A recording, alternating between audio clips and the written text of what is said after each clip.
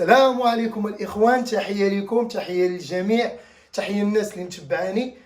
اليوم موضوع جديد وفيديو يخص المنتخب الوطني المغربي، ويخص لاعبين بالاخص اللاعب يوسف النصيري وسفيان امرابط. كيف كانوا عرضة للانتقاد واصبحوا اليوم كلهم في القمة وفي التوهج عالي بعد قدوم وليد الركراكي بسيستم جديد وبتكتيك جديد وبعقليه جديده.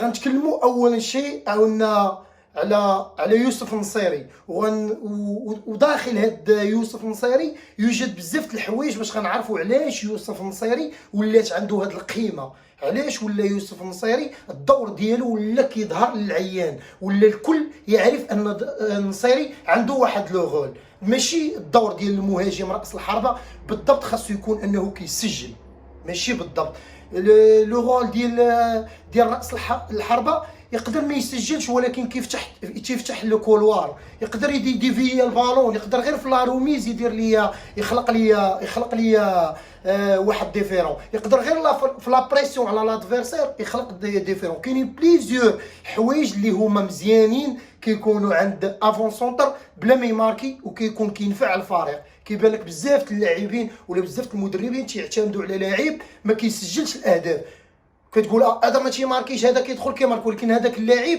راه دار واحد غول قبل في البروميير ميطا ولا في 70 دقيقه الاولى، دار لا بريسيون على لادفيرسير، سخف ليا لادفيرسير. هذاك لافون سونتر اللي كيجي في الدوزيام ميطا ويماركي كيلقاها موجوده، داك الشيء كيلقى ان الخدمه دارت في الاول. المهم هذا موضوع طويل وفيه بزاف ما يتقال. نهضروا على لي سيستيم جو اللي خلى النصيري توهج. علاش؟ حيت دابا انا قلت لكم ان سيستم جو ديال الركراكي راه هو هذا، حيت كاينين دو سيستم جو. كاين سيستم جو ملي تتكون عندنا حنا البالون، وكاين سيستم جو اللي كتكون عند لادفيرسير البالون. ملي تتكون عندنا حنا البالون كنلعبوا ب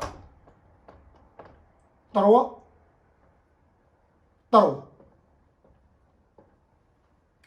هذه معروفه، هذه كنلعبوا بها ملي تكون عندنا حنا البالون تناخذوا البالون. ولكن ملي تكون عند لادفيرسير البالون، وهنا فين تيبان الدور ديال يوسف النصيري، وكيبان كل شيء اللي كيفهم الكره واللي ما كيفهمهاش كيولي عارف باللي النصيري عنده واحد لو غول كيدير واحد الدور. هذا السيستيم اللي كتكون عند لادفيرسير البالون كنلعبوا ب 2 3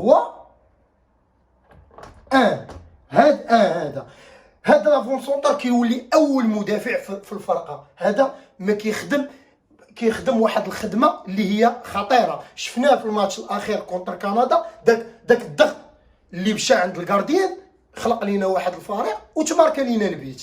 ماركا زياش، ارتبك الحارس، ماركا زياش. علاش هاد لي زافون سونتر وهاد لي كاليتي اللي تيكونوا عند لافون سونتر محتاجين هاد السيستيم؟ ماشي وليد الركراكي غير جاو دارو هاد السيستيم، مشاو شاف المميزات ديال النصيري، لقى عنده بزاف المميزات. حيت اللاعبين كيكونوا الا جينا غنشدوا لاعب ونعرفوا المميزات ديالو باش اننا نختاروه في التنقيب، كيكونوا بزاف ديال المعايير. منها لا ديتونت عند النصيري، لا بريسيون عند النصيري، لا كونديسيون فيزيك عند النصيري. نقدر انا ديك لا روميز الا كيلعب ليا بالظهر عند النصيري.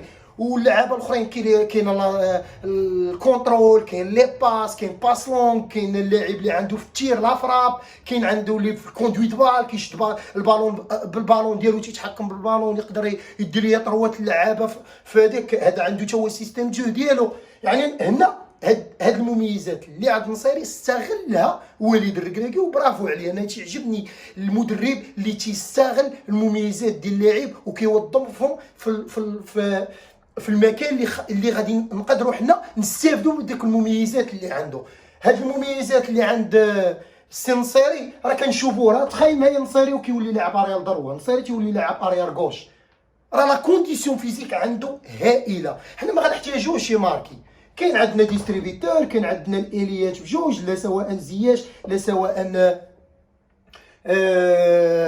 بوفال. يعني حنا كنحتاجوه في هاد الخدمه هذه. تبارك الله كيديرها. ها علاش بان نصيري قوي بزاف، وعرفنا بان عنده واحد الدور مهم. نقدر انايا نصيري دابا من غدا يلعب معاكم ب 4-4-2 ولا 4-3-3 ما يبانش، يبان لك عيان بدا تعاير فيه تقول عنده جوج كوشيات والهضره، متاكد انا. ولكن لو سيستيم جو ديال المدرب اللي كيخلي اللاعب يبان، انا شوف، انا بالنسبه لي الابداع ديال المدرب في هادشي بحال هاد الحوايج. انا بالنسبه لي الركراكي ابداع. انا طربني، انا عندي ميول في كره القدم وفي لي تاكتيك وهادشي، طربني انا الركراكي دار لي الطراب، عرفتي داك الطراب، النغمه كنشوفها. دابا فهمنا علاش توهج النصيري. غادي نشوفوا خونا المرابط بزاف دابا تيقول لك المرابط كلادياتور وداك الشيء، والمرابط ملي كان مع خليل وزيتش. علاش ما كانش كيبان المرابط علاش بان؟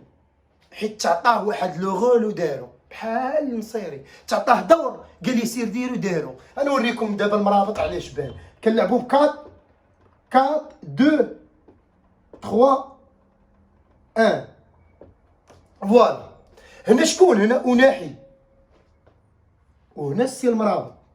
لو رول ديال المرابط هو لا بريسيون على لادفيرسير، كاس لو بالون بالنسبه للادفيرسير، هو يكسر هجمات الخصم، ما يبنيش ليا الكره. كاين عنده دور، ها هو اللي غيدير ليا البناء، اللي غيغير ليا من لا كوتي ديال ديفونسيف لا كوتي ديال اوفونسيف، هو أناحي. وحنا عارفين بان المرابط تكنيكمون ناقص في رجليه، ناقص، ما يقدرش لي باس عنده ناقصين، وكلشي عارف عنده دي موفي باس بزاف. ولكن حنا ما بقيناش محتاجين لي باس اخويا. انت تشد عطيه الأناحي حداك هاك صافي، وسير كاسي ليا لادفيرسير ما يلعبش ليا كره. هذا هو الدور ديالو. علاش بان واعر؟ بالك كيمشي ليا كيقصد ليا لادفيرسير اللي عنده كره، صافي تيبقى ما خاصو يحيد ليا البالون. هذا هو الدور ديالو، وبناء الهجمه هو كيديرها أناحي، هو اللي كيوصل ليا لهاد لي طروا بوفال وزياش وداك الاخر ولا الصابيري. هنا لو غول احنا استفدنا من واحد المميزات عند المرابط. دابا بحال دابا الكراكي يستافد منه، شافوا شنو لقى عنده، لقاه واعر في الديال، واعر في الالتحامات. صافي مني هاد الدري واعر عندنا في الالتحامات، راه ليا نعطيه واحد لو غول ديال الالتحامات. صافي عطاه دور بانه يكاسي لي جو ويدخل مع لادفيرسير في الالتحامات ونربحوا كره ونزيدوا بها، واللي غيزيد بها هو أناحي. سهله. نتمنى ان الشرح يكون باين ومفهوم، وان شاء الله غادي ندير فيديو غدا ان شاء الله على المنتخب البلجيكي، يا ربي المنتخب الاسباني اللي طحنا معاه، والتوقعات ديالي واش غنقدروا نربحوهم ولا غادي يقدروا الله يستر يربحونا، وما نتمناوهاش. وان شاء الله تسناو هذا الفيديو وتقبلوا التحيات ديالي، وشكرا.